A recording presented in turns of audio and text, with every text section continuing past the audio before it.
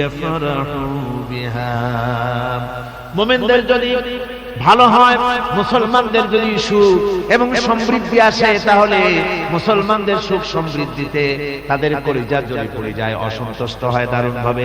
আর যদি মুসলমানদের বিপদ আসে, মুসিবত আসে, খুশিতে তাদের কলিজা একেবারে দারুণ ভাবে তাদের খুশিতে উদ্বেল হয়ে পড়ে। মুনাফিকদের আরেকটি চরিত্র হচ্ছে হকপন্থী এবং বাতিলপন্থীদের রোশনাল হতে, নিরাপদে থাকার জন্য প্রতারণামূলক সম্পর্ক রাখে। প্রতারণামূলক সম্পর্ক মুসলমানদের কাছেও ভেড়ে, আবার ওদের সঙ্গেও ভেড়ে। টাকা পয়সা ওদের যদি থাকে, তো এই বেশি টাকাগুলো দেয় ইসলাম বিরোধীদের দিয়া সম্পর্ক রক্ষা করে। জানি না কোন দল ক্ষমতায় যাবে, বলা তো যায় না, কাজে দুই দিকে সম্পর্ক রক্ষা করে তারা চলাচল।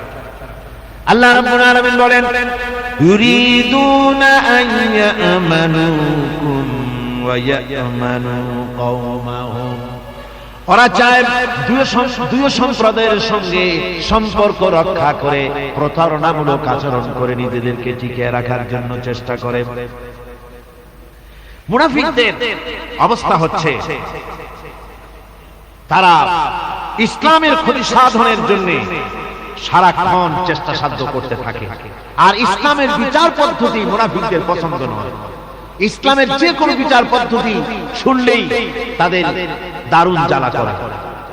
যেমন ইসলামের বিচার পদ্ধতি হলো চোর পুরুষ হোক আর নারী হোক, উভয়ের হাত কেটে দাও। এ শুনলে তারা বলে এটা হলো বর্বর আইন। জিনার শাস্তি, মদখোরের শাস্তি, হত্যাকারীর শাস্তি, কোরআনে কারীম যে শাস্তি বিধান করেছে তা শুনলে পরে তাদের দারুণ খারাপ লাগে এবং এ নিয়ে বিতর্ক সৃষ্টি করে। কোরআনে কারীম আল্লাহ পাক এই চরিত্র সম্পর্কে বলেছেন, ইউরিদুনা আন ইয়াতাহাকাবু ইলা তাগুত। তারা শয়তানের আইনকে প্রতিষ্ঠিত করতে চায়, অর্থাৎ আল্লাহর আইন বিদায় করে দিয়ে মানুষের তৈরি করা মতবাদকে প্রতিষ্ঠিত করার জন্য তারা চেষ্টা চালায়। শুধু তাই নয়, মুনাফিকদের আরেকটা চরিত্র হলো, তারা যদি আযান শুনতে পায়, আযান এবং নামাজ সম্পর্কে তারা কটূক্তি করে। আযান এবং নামাজ সম্পর্কে তারা কটূক্তি করতে থাকে। এটা হলো মুনাফিকদের আরেকটা চরিত্র। আল্লাহ রাব্বুল আলামিন বলেন, ওয়া ইযা নাদাইতুম ইলাস সালাতি ইত্তাখাযুহা হুজওয়ান ওয়া লাইবান। যখন আযান তারা শুনে, যখন নামাজের দিকে তাদেরকে ডাকা হয়, তখন তারা ঠাট্টা করে, বিদ্রূপ করে। আপনারা শুনেছেন আমাদের দেশে কবিরা, এই সব কবিদের নাম নিতেও ঘৃণা হয়। এক কবি, তার নাম আমি নিতে চাই না, সে লিখেছে, ফজরের আযান যখন আমি শুনি তখন আমার কাছে মনে হয় বেশ্যার চিৎকারের মতো। কোরআনের শিক্ষা বন্ধ করে দেওয়ার জন্য এই টেলিভিশন থেকে প্রচেষ্টা চালানো হয়। কদিন আগে এই টেলিভিশনের মধ্যে একটি নাটক প্রচারিত হচ্ছিল। সেই নাটকটার বিরুদ্ধে আমরা কথা বলেছি তাফসীরুল কোরআন মাহফিল, ঢাকা মতিঝিল ময়দান।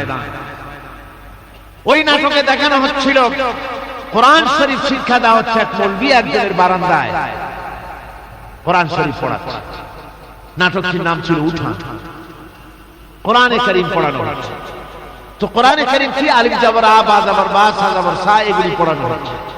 একটা মেয়ে লোক এসে বলছে, সব বন্ধ কর, হয় অথে কর, আয় আম পেড়ে খাই, এইগুলি পড়। আমি এই দৃশ্য আমি নিজের চোখে দেখেছি। ইচ্ছে করি সেই অনুষ্ঠানটি আমি দেখলাম, তার কারণ এর আগে ২-৩টা পর্বে পত্র পত্রিকায় দারুণ ভাবে সমালোচনা এসেছে। আমি কিভাবে আক্রমণ হচ্ছে দেখার জন্য চেষ্টা করলাম। আমি দেখে তারপরে দেখলাম টুপির উপর আক্রমণ করা হলো, জামার উপরে আক্রমণ করা হলো। আমি আমার মাহফিলে বললাম যে ছেলেরা যদি এ বি সি ডি পড়তে থাকতো আর নায়িকা এসে বলতে সব বন্ধ কর, এটার একটা জাস্টিফিকেশন ছিল যেহেতু এটা বাংলাদেশ। কিন্তু ছেলে পড়তেছে আলিফ জাবর আ, বা জাবর বা, আর এসব বন্ধ কর, তার অর্থ কি? বাংলাদেশ থেকে কোরআনে কারীমকে বন্ধ করে দেওয়ার জন্য মুনাফিকেরা টেলিভিশনের মাধ্যমে আপ্রাণ চেষ্টা চালায় যেতেছে।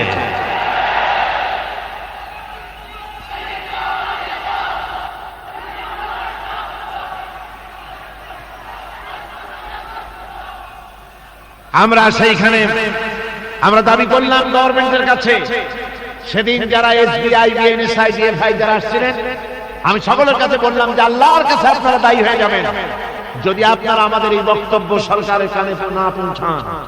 কোরআন কারীম বন্ধ করার ষড়যন্ত্র, মুসলমানদেরকে গালি দেওয়া আর মুসলমানদের উপরে কলকাতার প্রভুত্ব প্রতিষ্ঠার জন্য এই নাটক লেখা হয়েছে, এটা যদি বন্ধ করা না হয় মুসলমানেরা টিকবন ঘাও করবে। সরকারের কানে সম্ভবত কথা গিয়েছে, তারপরে দুদিন পরে এই নাটক প্রচার টিভিতে বন্ধ করা হয়েছে। কিন্তু আজকের পত্রিকা আবার দেখলাম এটাকে পুনঃ প্রচার করার জন্য বামপন্থীরা উঠে পড়ে লেগেছে। এই হলো মুনাফিকদের কাজ। গভর্নমেন্ট যদি তথ্য মন্ত্রণালয় যদি এই নাটককে আবার পারমিশন দেয়, তাহলে আমরা বুঝতে বাধ্য হব সরকারকে মুনাফিকি রোগে পেয়েছে। কোরআনে কারীমের কথা অনুযায়ী আমরা বুঝতে পারবো সরকারকে কোন রোগে পাইছে, মুনাফিকি রোগে পেয়েছে। তার কারণ হচ্ছে মুনাফিকরা সব সময় চায় আল্লাহ দিন যাতে দুনিয়া থেকে মিটে যায়, সেজন্য নাটকের মাধ্যমে, গানের মাধ্যমে, প্রচারের মাধ্যমে, পত্রিকার মাধ্যমে অহরহ ইসলামের বিরুদ্ধে সমালোচনা করা, এটাই হলো তাদের কাজ। টুপির বিরুদ্ধে, জামার বিরুদ্ধে, নামাজের বিরুদ্ধে, মসজিদের বিরুদ্ধে তারা এরকম করতে থাকে। পাপের কাজ যদি দেখে তড়িৎ গতিতে ওরা ঝাঁপিয়ে পড়ে। কোরআনে কারীমে রব্বুল আলামিন বলেন, ওয়া তারা কাসীরাম মিনহুম ইউসারিউনা ফিল ইসমি ওয়াল উদওয়ান।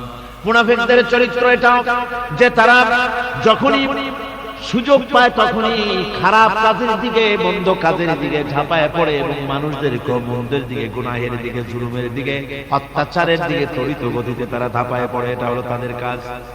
মুনাফিকদের আরেকটা চরিত্র হচ্ছে তারা যদি নামাজ পড়তে দাঁড়ায়, নামাজ তারা পড়ে মানুষকে দেখাবার জন্য, আল্লাহকে খুশি করার জন্য মুনাফিকরা নামাজ পড়ে না। কোরআনে কারীমে বলা হচ্ছে, ওয়া ইযা কামু ইলাস সালাতি কামু কুসালা ইউরাউনান নাস।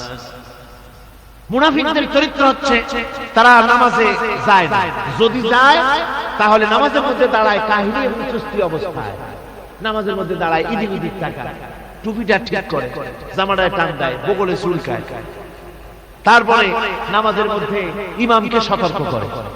ইমাম যদি তাশাহুদ করতে দেরি করে, ওর নিজের পড়া আগে হয়ে গেছে, ইমাম একটু দেরি করতেছে, তো পিছন থেকে সিগন্যাল মারে।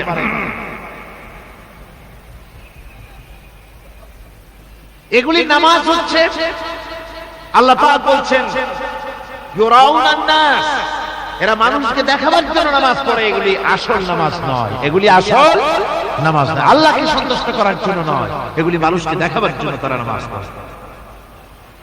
আমার ভাইরা, ইসলামের চরিত্রগুলি, কাজগুলি তারা করতে চায় না। সব সময়ের জন্য ইসলামের সঙ্গে বিরোধিতা করা এবং ইসলামের অপব্যাখ্যা করা, এগুলি হচ্ছে এই মুনাফিকদের চরিত্র, মুনাফিকদের কাজ। মুনাফিকরা চিরটা কাল এভাবে মুসলমানদের সঙ্গে খারাপ ব্যবহার করে এসেছে এবং নিজেরা জাহান্নামের পথকে এভাবে তারা করে নিয়েছে। মুনাফিকদের আরেকটি চরিত্র হচ্ছে জিহাদের নাম শুনলে তাদের কলিজা কেঁপে ওঠে। বুঝলে, কইছে আপনারা জিহাদ করেন কেন? এমনি সহজ পথে কলেমা পড়িয়া অল্পের মধ্যে বেহেশতে যাওয়া যায়, এরকম একটু দোয়া টোয়া শিখান মুসলমানদেরকে। আমাদের কাছে মাঝে মধ্যে আসে, কয় যে মুনাফিক তো সহজে চেনা যায় না, কয় যে হুজুর এই যে বারবার জিহাদ, এই মারামারি, এই ঠেঙ্গাঠেঙ্গি, এগুলি আসলে কি ইসলামের মধ্যে কোথায় আছে যে মারামারি করা লাগবে, তারপরে মিছিল করা লাগবে, ধর্মঘট করা লাগবে, এ ধরনের জিহাদে অংশ নিতে হবে, এগুলি কি? এগুলি বাদ দিয়া সহজভাবে, শান্তভাবে যাতে করা যায়, অল্প অল্প ছোট ছোট দোয়া শিক্ষা দেন যাতে করে সহজে বেহেশতে চলে যাওয়া যায়। আমি বলছি ভাই, রাসূলুল্লাহ এরকম আমাদের শিখান নাই যে এরকমের সূরাগুলি বেহেশতে যাওয়ার জন্য আবিষ্কার করে দেব। ছোট্ট একটা দোয়া পড়বেন, আরবে বেহেশত আপনার মাহবুবুল বারান্দা যাই কলা খাওয়া শুরু করলেন, এত সহজে বিষয়টা আসবে। বিষয়টা কোন কঠিন। আল্লাহ রাব্বুল আলামিন বলেন মুনাফিকদের চরিত্র হলো জিহাদের নাম যখন তারা শোনে, জিহাদের নাম শোনা মাত্রই তাদের কলিজা কেঁপে ওঠে। রাআইতাল্লাযীনা ফী কুলুবিহিম মারাদুন ইয়ানজুরুনা ইলাইকা নাযারাল মাগশিয়্যি আলাইহি মিনাল মাউত। যখনই তাদের অন্তঃকরণ নিফাকের রোগে ভরা, নিফাকের রোগ তাদেরকে এমন ভাবে পেয়ে বসেছে যে ওরা এমন ভাবে তাকায় থাকে আপনার দিকে, রাসূলুল্লাহর দিকে এমন ভাবে তারা তাকায় থাকে যে জিহাদের কোনো কথা বলে ফেলে নাকি। জিহাদের কথা যদি আসে তাহলে তো সর্বনাশ, ওদের মৃত্যু যন্ত্রণার মতো, মৃত্যুর জ্বালায় পতিত ব্যক্তি যেমন চোখ ফ্যাকাশে হয়ে যায়, জিহাদের কোনো কারবার বা যুদ্ধের কোনো দামাডোল বেজে উঠলেই এদের কলিজার মধ্যে কাঁপ সৃষ্টি হয়ে যায়, কলিজার মধ্যে কাঁপ সৃষ্টি হয়, জিহাদে তারা দারুণ ভাবে ভয় পায়। মুমিনদের উল্টা, মুমিনদের হলো জিহাদের নাম শুনছে তাদের কলিজার মধ্যে ফুর্তি আসে। তার কারণ হচ্ছে জিহাদের ময়দান হচ্ছে এমন এক ময়দান, আল জান্নাতু তাহতা দিলালিস সায়ুফ, বেহেশত হচ্ছে তরবারির ছায়াতলে। এই রাস্তায় যদি মরতে পারি, জীবনে তো বহুত গুনাহ করছি, বেহেশতে যেতে পারবো কিনা আল্লাহই জানে, কিন্তু এই একটা পথ, এইখানে যদি জানটা দিতে পারি বিনা হিসাবে আল্লাহর জান্নাতে চলে যেতে পারবো। আর শাহাদাতের মত হচ্ছে পিঁপড়ায় কাটার যন্ত্রণার চাইতে বেশি কিছু। মুমিনদের দিলের জন্য খুশি হয়, আর ওদের দিল দারুণ কষ্ট তারা পেতে থাকে। এদের অবস্থা হচ্ছে যেখানে দ্বীনের কথা হয় সেখানে তারা চুপ করে বসে কথা শোনে, আর যখন দ্বীন ইসলামী আন্দোলনের কথা আসে, জিহাদের কথা আসে, তখন তারা খুব ভয় পায়, এদিক ওদিক তাকায়। কোরআনে কারিমে ওদের এই চরিত্র সম্পর্কে বলা হয়েছে, ওয়াইযা মা উনজিলাত সূরাতুন নাযারা বা'দাহুম ইলা বা'দিন হাল ইয়ারাকুম মিন আহাদিন সুম্মা ইনসারাফু। এরা কোরআনের আয়াত যখন নাজিল হয় তখন একজন আরেকজনের দিকে তাকাতাকি করে, কি জানি আমাদের ব্যাপারে কোনো আয়াত নাজিল হয়ে পড়ে নাকি, অথবা জিহাদের ব্যাপারে কোনো আয়াত নাজিল হয়ে পড়ে নাকি। কেউ দেখে নাকি এই সব ইগুলি তাকায় আসতে এই জায়গা থেকে কেটে পড়ে, যে আমাদের চরিত্রই তো বর্ণনা করা হচ্ছে, কাজী এখন আর বসা ঠিক না, আস্তে করে কেটে পড়ার জন্য চেষ্টা করে। এটা হলো মুনাফিকদের আরেকটা চরিত্র। এরা এইভাবে করে নিজেদের চরিত্রকে প্রকাশ করে ধরা পড়ে, এবং ইসলামের সবচেয়ে মারাত্মক ক্ষতি এই মুনাফিকরা চিরকাল করেছে। আল্লাহ রাব্বুল আলামিন বলেন, মুনাফিকদের ব্যাপারে মুসলমানদের বিপদ হলে তারা দারুণভাবে খুশি হয়, আর মুনাফিকদের চরিত্র হলো মুসলমানদের উপকার হলে, ভালো হলে তারা দারুণভাবে অসন্তুষ্ট হয়ে যায়।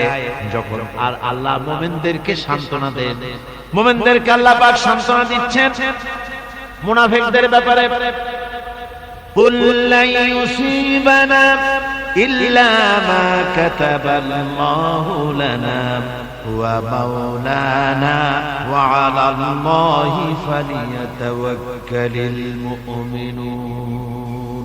মুনাফিকদের শোনায় দাও, মুমিনদেরকে বলা হচ্ছে তোমরা মুনাফিকদের শোনাও যে তোমরা যে আমাদের ব্যাপারে খুশি হচ্ছ, যে আমাদের বিপদ দেখে, আমাদের চতুর্দিক থেকে বিপদ, মুসলমানদের আর চতুর্দিক থেকে কি বিপদ, এই বিপদ দেখে তোমরা দারুণ খুশি যে মুসলমানেরা এইবার মার খাচ্ছে, ইসলামী আন্দোলন আর কোমর সোজা করে দাঁড়াতে পারবে না, এইবার শেষ, বুদ্ধি করে আর যে ষড়যন্ত্রের জালে আটকায় দিবি আর মুক্তি হবে না। এই যে তারা খুশি। আল্লাহ রাব্বুল আলামিন বলেন, মুমিনেরা তোমাদের ঘাবড়াবার কোনো কারণ নাই, তোমরা বলে দাও কুল্লা ইউসিবানা ইল্লা মা কাতাবাল্লাহু লানা, তোমরা শোনায় দাও যে আমাদের কিছুই হয় না, আমাদের শুধু তাই হয় যে আল্লাহ রাব্বুল আলামিন আমাদের জন্য লিখে রেখেছে, আমাদের তাকদীর যেটা আছে ওটাই হবে, এর থেকে বেশি কিছুই হবে না। তিনি আমাদের মাওলা, তিনি আমাদের মনিব, তিনি আমাদের প্রভু, আর সমস্ত মুমিনদের উচিত সে আল্লাহর উপরই নির্ভর করা। তবে তোমরা জেনে রাখো, তোমরা আমাদের জন্য যে জিনিসের অপেক্ষা করছো, কুল হাল তারাব্বাসুনা বিনা ইল্লা ইহদাইল হুসনাইন, তোমরা আমাদের জন্য যে জিনিসের অপেক্ষা করতেছো, আল্লাহ বলছেন মুমিনেরা তোমরা বলো, তোমরা মুনাফিকদের বলো যে আমাদের ব্যাপারে তোমরা যে জিনিসের অপেক্ষা করছো তার দুটি ভালো একটি ছাড়া কি, অর্থাৎ তোমরা আমাদের জন্য অপেক্ষা করতেছো আমরা যেন মরে যাই, আমরা যেন শিকস্ত খাই। তো আমরা যদি পৃথিবীতে মরে যাই তাহলে তো আমরা শহীদ হয়ে গেলাম, আর আমরা যদি বেঁচে থাকলাম তো আমরা তো গাজী হয়ে গেলাম। আমাদের ওই যে হাতি মরার মতো আর বাঁচার মতো, হাতি মরলেও লাখ টাকা, বাঁচলেও লাখ টাকা, আমরা মরলে গাজী, বাঁচলে কি শহীদ। কোন দিক দিয়ে আমাদের ঠগ নাই। সুতরাং তোমরা আমাদের জন্য যে জিনিস অপেক্ষা করো তার দুটো ভালো একটি ছাড়া। আর আমরা তোমাদের ব্যাপারে, তোমরা যেমন আমাদের ব্যাপারে অপেক্ষা করতেছো, আমরাও তোমাদের ব্যাপারে আরেকটা জিনিসের অপেক্ষা করছি। ওয়া নাহনু নাতারাব্বাসু বিকুম আইয়ুসিবাকুমুল্লাহু বিআযাবিন মিন ইনদিহি আও বিআইদিনা। আমরাও তোমাদের জন্য অপেক্ষা করতেছি একটা জিনিসের। তোমরা আমাদের জন্য দুটি জিনিস অপেক্ষা করো, আমরাও তোমাদের জন্য দুটি জিনিস অপেক্ষা করছি। তা হচ্ছে তোমাদের শাস্তিটা আল্লাহ নিজে দিবেন না আমাদের হাত দিয়ে দেওয়াবেন, আমরা সেইটার অপেক্ষা করতেছি। ফাতারাব্বাসু ইন্না মাআকুম মুতারাব্বিসু। সুতরাং তোমরা অপেক্ষা করতে থাকো, আমরা অপেক্ষা করতে থাকি। ব্যাপারটা কোথায় গিয়ে দাঁড়ায় আসো আমরা সকলে তা লক্ষ্য করি। সুতরাং এই মুনাফিকদের এই হচ্ছে চরিত্র, চিরকাল ইসলামের সঙ্গে বিরোধিতা করা, মুসলমানদের সাথে ঠাট্টা বিদ্রুপ করা, এটাই হচ্ছে তাদের চরিত্র। এই চরিত্র দিয়েই তারা ইসলামকে চিরকাল ক্ষতিগ্রস্ত করে এসেছে। রাসূল পাক সাল্লাল্লাহু আলাইহি ওয়াসাল্লাম এই মুনাফিকদের সম্পর্কে বলেছেন যে মুনাফিকরা হচ্ছে ইদা হাদা গাদারা, যখন তারা ওয়াদা করে সে ওয়াদাকে তারা খেলাফ করে। এটা হচ্ছে মুনাফিকদের একটা চরিত্র। তারপরে তাদের কাছে কোন জিনিস আমানত রাখলে, ইদা উতুমিনা খান, যখন আমানত রাখা হয় সে আমানতের তারা খিয়ানত করে। তারপরে যখন তারা ঝগড়ায় লিপ্ত হয় তখন তারা পরস্পরকে গালাগালি করে। আর যদি তারা কথা বলে, কথার মধ্যে কথায় কথায় তারা মিথ্যে কথা বলে। এই হচ্ছে মুনাফিকদের চরিত্র। এরপরে মুনাফিকরা শুধু রুজি রুটি আর পেট নিয়েই তারা ব্যস্ত থাকে। মুনাফিকদের এই চরিত্র কোরআন এবং হাদিসে আল্লাহ রাব্বুল আলামিন স্পষ্ট করে মানুষের সামনে তুলে ধরেছেন, যাতে করে আমরা মুনাফিকি চরিত্র থেকে রক্ষা পেতে পারি। এই মুনাফিকদের সম্পর্কে সর্বশেষ কথা, আল্লাহ রাব্বুল আলামিন যেহেতু মুনাফিকরা ইসলামের সবচাইতে বেশি ক্ষতি করেছে, সেই জন্য আল্লাহ রাব্বুল আলামিন নবীকে বলেছেন যে আপনি যদি এদের ব্যাপারে ইস্তাগফির লাহুম আও লা তাস্তাগফির লাহুম ইন তাস্তাগফির লাহুম ৭০ মাররাতান ফালান ইয়াগফিরাল্লাহু লাহুম।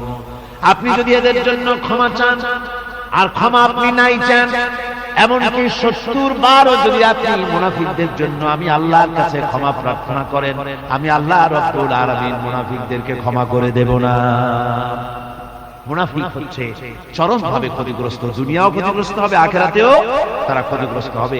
আল্লাহ পাকের কত বড় কথা যে কিয়ামত পর্যন্ত মুনাফিকদের জন্য হুজুর সাল্লাল্লাহু আলাইহি ওয়াসাল্লামকে বলা হচ্ছে যে ৭০ বারও যদি তাদের জন্য আপনি আমার কাছে ক্ষমা চান, আমি মুনাফিকদেরকে কখনো ক্ষমা করব না। সুতরাং আমাদেরকে বুঝতে হবে মুনাফিক চরিত্র সবচেয়ে নিকৃষ্ট চরিত্র, আর এই চরিত্রে আল্লাহ পাক সবচেয়ে বেশি অসন্তুষ্ট হন। আল্লাহ পাক তাই বলছেন, কাবুরা মাকতান ইনদাল্লাহি আন তাকুলু মা লা তাফআলুন। আল্লাহর কাছে সবচেয়ে বেশি ক্রোধ উদ্রেককারী এই ব্যাপারটাই যে তোমরা যা বলো তা তোমরা করো না। এটা বড় মারাত্মক ব্যাপার, আল্লাহ এটাকে সহ্য করেন না।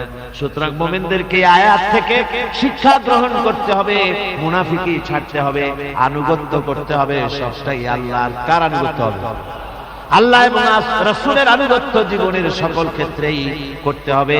এটাই মুসলমানদের জন্য ঈমানের সবচেয়ে বড় দাবি।